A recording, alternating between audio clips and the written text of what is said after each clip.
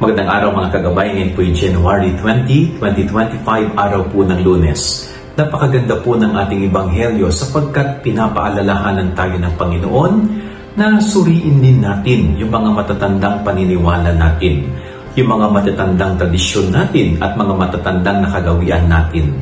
Sapagkat kung ano yung ginagawa dati, baka hindi na rin applicable ngayon. O baka mamaya, yung mga paniniwala natin ay nakahahadlang sa paggawa natin ng mabuti sa panahon ngayon. Katulad na lamang po ng pag-aayuno, no? Pinagtatalo-talunan sa Ebanghelyo, bakit yung mga alagad ni Juan Bautista ay nag-aayuno samantalang yung mga alagad ni Jesus ay hindi. So, kailangan nating suriin, no? Kailan ba tayo dapat mag-ayuno at kailan ba nagiging irrelevant, no? Hindi na makahulugan yung mga paniniwala natin. Kung minsan kailangan po talagang may baguhin para magkaroon ng improvement at progress. No? Kailangan nating isipin din, no? Ito bang aking ginagawang paniniwala ay nakakatulong ba o mamaya ay hindi na?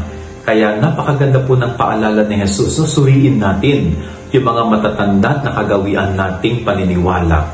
Kasi baka mamaya nagiging hadlang ang mga ito para tayo makagawa din ng mabuti. Yan ang ating gabay araw ngayong maghapon. God bless po sa inyo lahat. Pagpalain kayo ng Panginoon.